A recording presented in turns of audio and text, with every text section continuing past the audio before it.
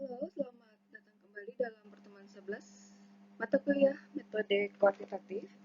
Kali ini kita akan membahas tentang analisis regresi. Sebelumnya, saya mengucapkan banyak terima kasih kepada yang telah mensubscribe video ini, video Elita LTV. Subscribe Elita LTV pastinya akan membantu perkembangan video-video selanjutnya. Mari kita bersama-sama menyimak dan mensubscribe Elita LTV.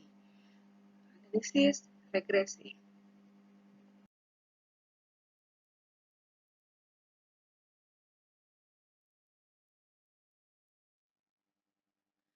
Istilah regresi pertama kali diperkenalkan oleh Sir Francis Galton pada tahun 1886.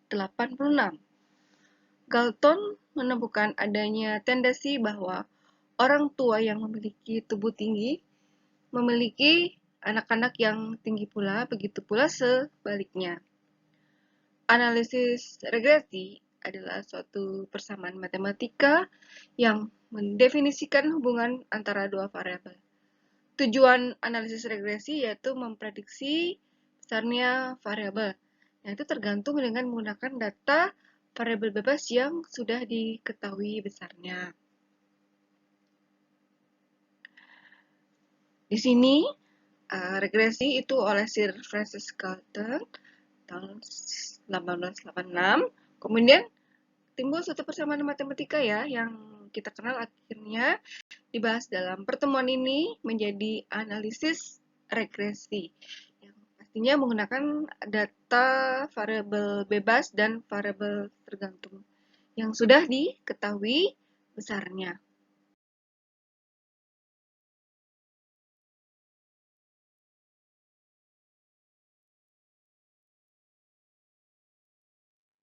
Untuk tujuan regresi, ini analisis regresi bertujuan untuk mengukur kekuatan hubungan antara dua variabel atau lebih, juga menunjukkan arah hubungan antara variabel dependen dengan variabel independen.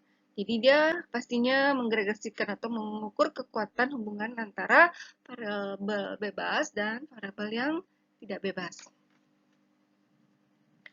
Teknik estimasi variabel dependen yang melandasi analisis regresi yang disebut ordinary least square atau LS itu dengan kata lain adalah pangkat kuadrat terkecil. Jadi itu adalah merupakan OLS.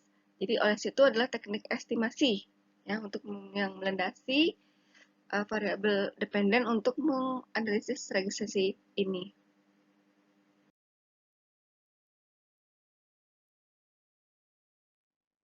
Metode OLS ya. Nah, ini metode ini diperkenalkan pertama kali oleh Carl Friedrich Gauss, seorang ahli matematik dari Jerman. Nah, inti metode OLS ini adalah mengestimasi satu garis regresi dengan jumlah meminimalkan jumlah dari kuadrat kesalahan setiap observasi terhadap garis tersebut. Hasil regresinya adalah berupa koefisien dari masing-masing variabel independen. Nah, koefisien ini diperoleh dengan cara memprediksi nilai variabel dependen dengan suatu persamaan. Secara ringkas, analisis regresi ini mempelajari sejauh mana variabel respon atau Y itu bergantung pada predikatornya atau X.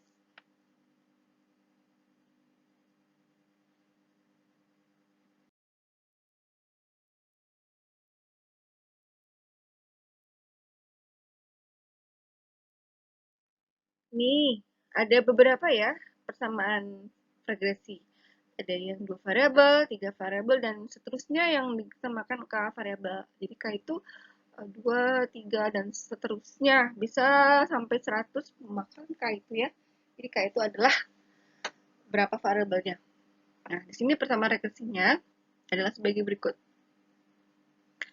Untuk bentuk persamaan regresi dengan dua variabel independen, Y sama dengan A plus B 1 X 1 ditambah B 2 X 2. Untuk persamaan regresi dengan variabel 3 variabel independen itu Y sama dengan A plus B1 X1 ditambah B2 X2 ditambah B3 X3. Untuk persamaan regresi dengan ke variabel independen, itu Y sama dengan A plus B1X1 ditambah B2X2 ditambah B3X3 ditambah dan seterusnya sampai kepada K ya. Nah, K itu jumlah dari variabelnya sampai dan seterusnya, di mana kita bisa menambahkan sampai BK dikali XK.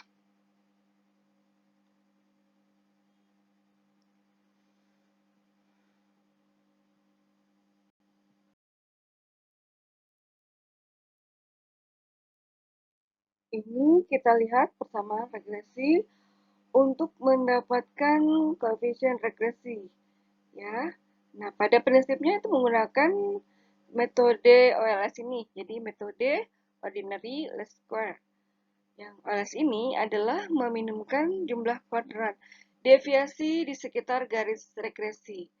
Nah, nilai koefisien regresi A, B1, dan B2 dapat dipecahkan secara simultan ya dari tiga persamaan berikutnya ini.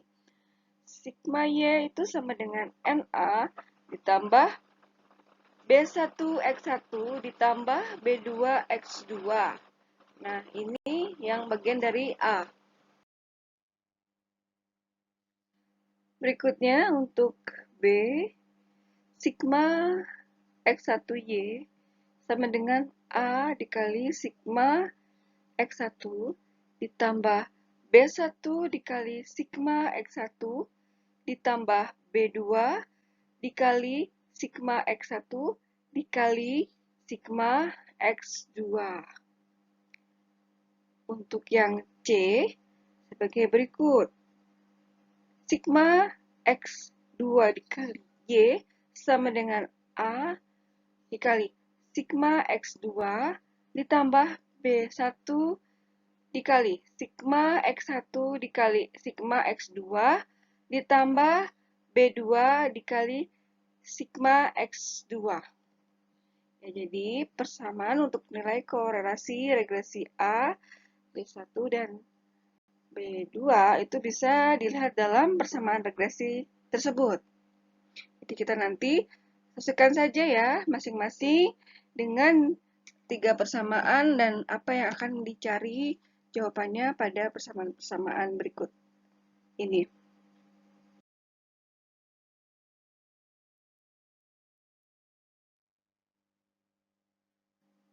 Untuk manfaat analisis regresi bisa dilihat satu, pada manfaatnya, satu, penjelasan atau explanation terhadap fenomena yang dipelajari atau permasalahan yang diteliti.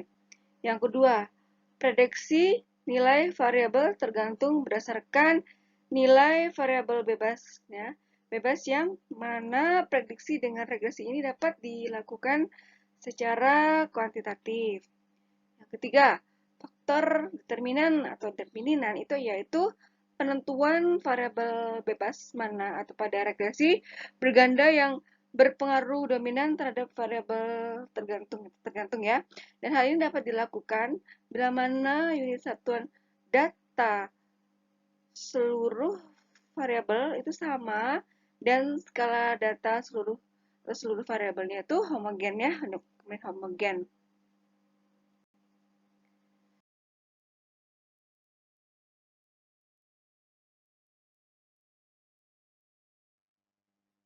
Kita lihat untuk validitas model analisis regresi. Nah, untuk validitasnya, analisis regresi ini itu memiliki validitas model yang dapat dibedakan atas tiga ya. Jadi ada tiga validitas modelnya untuk analisis regresi ini. Satu, akurasi model. Itu adalah koefisien determinasi R2. Semakin besar, semakin akurat untuk kepentingan prediksi. Yang kedua, ketelitian model atau V-value uji F pada ANOVA itu adalah uji koefisien serempak untuk kepentingan generalisasi hasil prediksi, dan P atau value uji T itu adalah uji koefisien regresi secara parsial untuk kepentingan generalisasi eksklamasi. Nah, yang ketiga, itu validasi modelnya itu adalah pemilihan model. A key information criterion itu semakin kecil semakin baik kriteriannya. Nah, semakin kecil semakin baik untuk R2 adjustednya. Nah, semakin besar juga pastinya dia semakin baik.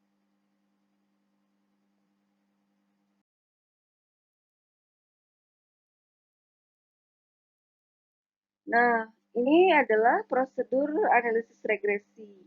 Nah, prosedurnya itu antara lain adalah satu, spesifikasi model. Itu spesifikasinya terdiri dari identifikasi variabel dependen dan independen, atau dikatakan bisa juga teoritis dan empiris. Yang berikut untuk spesifikasi modelnya adalah untuk menentukan spesifikasi model sendiri itu ada beberapa komponen, ada dua komponennya, yaitu spesifikasi model dengan atau sesuai mekanisme substansi pada bidang yang dikaji, dan spesifikasi model itu ditentukan secara empiris atau scatter diagram. Prosedur analisis regresi yang kedua adalah pendugaan parameter. Ketiga, periksa asumsi. Keempat, menguji signifikansi model seperti uji T, uji F, dan sebagainya. Yang kelima, itu prosedurnya analisis regresinya adalah untuk interpretasi.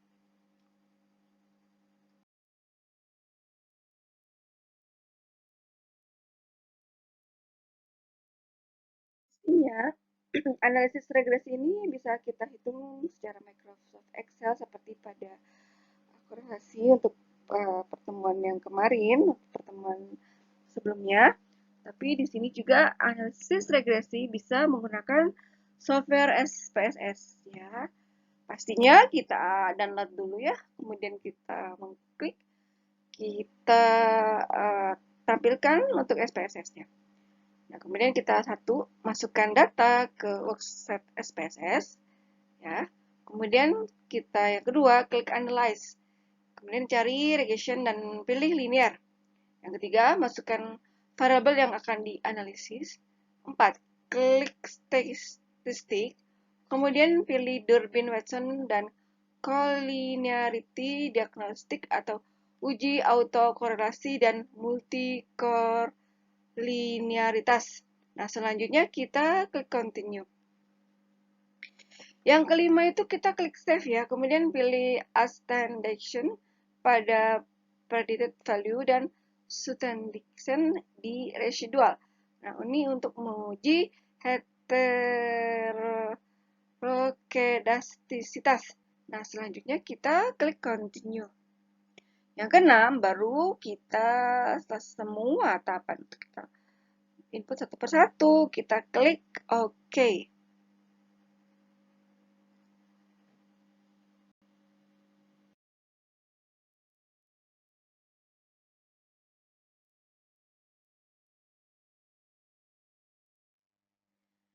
Berikut ini adalah contoh ya, hanya contoh untuk kita bagaimana menginput data dan menyelesaikan worksheet SPSS untuk kita melihat analisis regresinya. Contoh ini adalah analisis regresi keuntungan yang dipengaruhi aset dan harga saham perbankan. Di sini banknya, Bank Mandiri, BNI, BCA, BRI, dan Danamon, BI, dan Niaga. Bank Mandiri keuntungannya 3586, total asetnya 50, harga sahamnya 800. BNI keuntungannya 3598, total aset 125, harga saham 140. Bank BCA keuntungan 2541, total aset 117, harga saham 300. Bank BRI keuntungan 1524, total aset 86, harga saham 1250. Bank Danamon keuntungan 948, total asetnya 46, harga saham 1575. Bank BI keuntungan 132, total asetnya 36, harga saham 100. Bank Niaga, keuntungan 150, total aset 27, harga saham 260.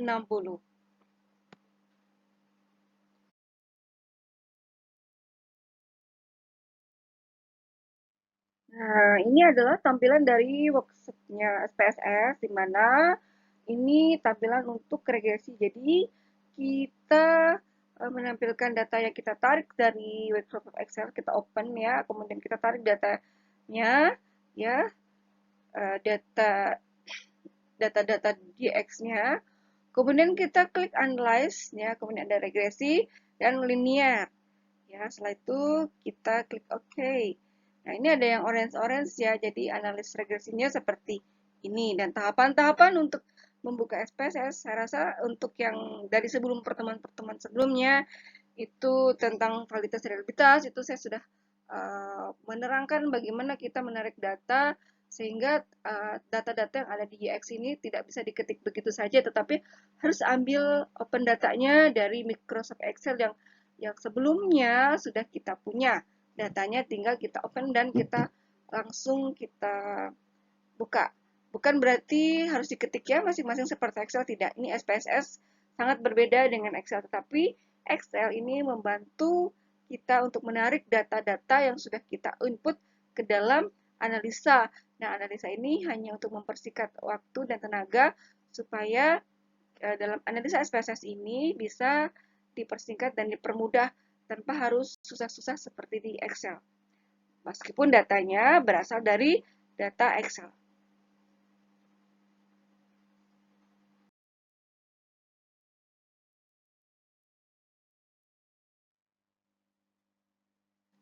Ini juga berikutnya ya, kita menganalisis, kemudian ada regresi linear. Ya, kita klik-klik saja ya dan akan bertampilan seperti ini. Yang orange ya, yang atau kuning ini kita klik untuk analisis regresi linearnya.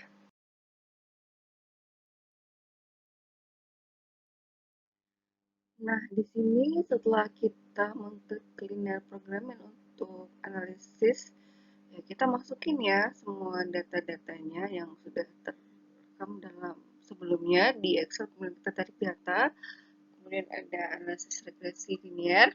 Dan di sini untuk linear regression-nya akan tampil sebagai berikut.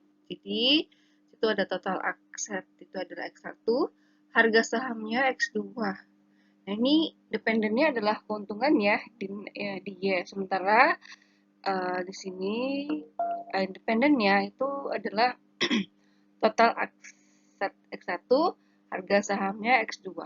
Ya. Kemudian kita klik oke, dan akhirnya akan tampil seperti ini.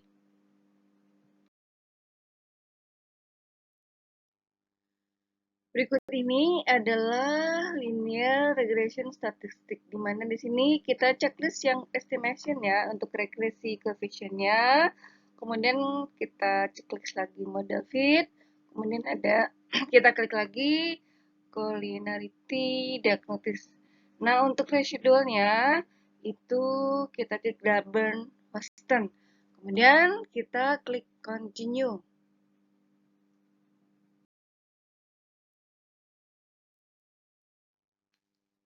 Selanjutnya, tampilan untuk linear regression plot-nya. Ini ada dependnya, ada zipred, spreadsheet, ada the receipt, ada algebret, ada spreadsheet, ada spreadsheet, ya. Kemudian itu ada extendnya. Kemudian kita pilih ya. Kita checklist standardized residual plot-nya itu ada di checklist normal probability plot. Setelah kita klik standardized residual plot-nya untuk checklist normal probability plot, lalu selanjutnya kita klik continue ya.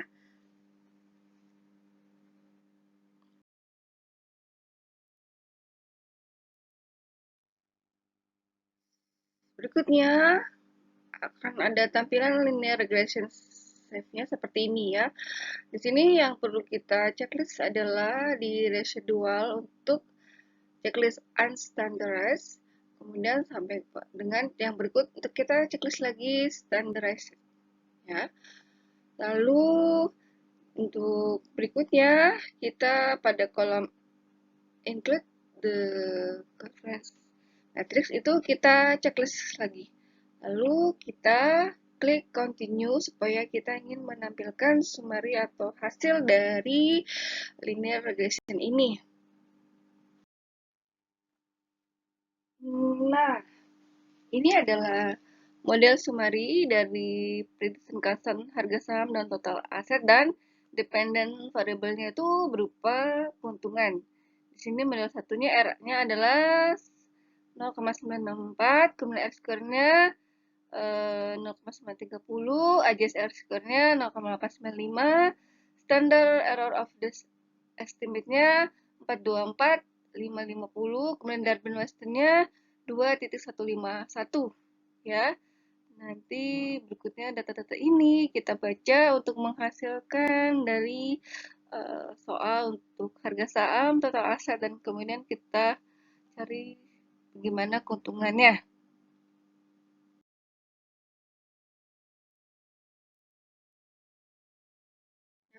Berikut ini adalah tabel ANOVA dan ALF coefficient ya, di mana masing-masing ada model ANOVA square, kemudian DF-nya, mean square-nya F dan C-nya. Kemudian untuk coefficient-nya itu ada model, kemudian ada aspek dan lain sebagainya. Jadi coba diperhatikan baik-baik ya dari skema ini. Nah, di sini untuk A-nya adalah dependent variable atau keuntungan dan B-nya itu adalah prediction atau dia konstannya itu berupa harga saham dan total aset.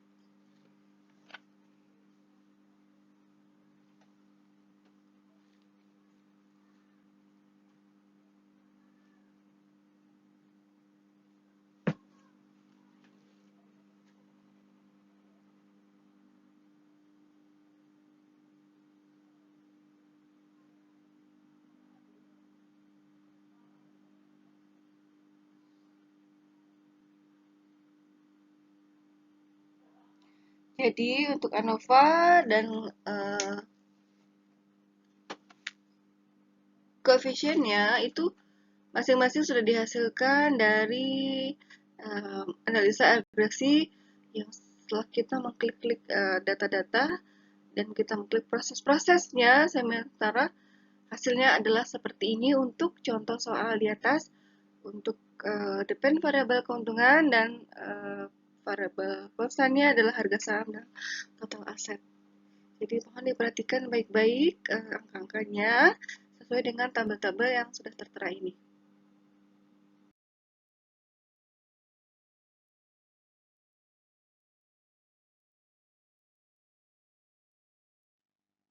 Ini berikut ini adalah kolerasi dari diagnostiknya ya. Ya, jadi kita di sini ada depend variabelnya tuh keuntungan. Dimana di sini ada model pertama dimensinya itu 1, equivalennya 2.445, kemudian ke condition indexnya 1.000. Di sini ada variable compressnya ada konstan 0,4, variable compressnya total asetnya adalah 0,05 dan harga sahamnya 0,06 ya. Untuk dimension 2, equivalennya adalah 0,378, kemudian adalah condition ini adalah 2.545, konstannya 0.03, kemudian ada variable profession asetnya 0.29, variable ke professionnya harga sahamnya 0.80. Untuk dimension yang ketiga, equivalennya adalah 0.177, conditional indexnya itu adalah 3.716, variabel profesional konstannya adalah 0.93, variabel profesional total asetnya 0.66, dan variance proporsional harga sahamnya adalah 0,14. Jadi mohon diperhatikan tabelnya ya. Itu sudah tertera meskipun mungkin dalam pembicaraan saya kurang jelas, tapi ini adalah hasil dari SPS yang ada di atas, yang data-data tinggal kita masukkan ke dalam analisa regresi berdasarkan versi SPS. Mohon diperhatikan baik-baik.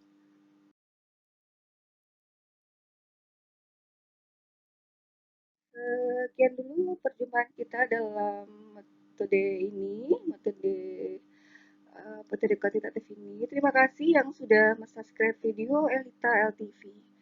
Jangan lupa subscribe ya, like, comment, share untuk video Elita LTV ini, karena pastinya video ini berisi pembelajaran-pembelajaran yang sangat berguna bagi masa depan kita semua. Terima kasih. Sekali lagi mohon subscribe-nya. Sampai ketemu lagi di lain pertemuan.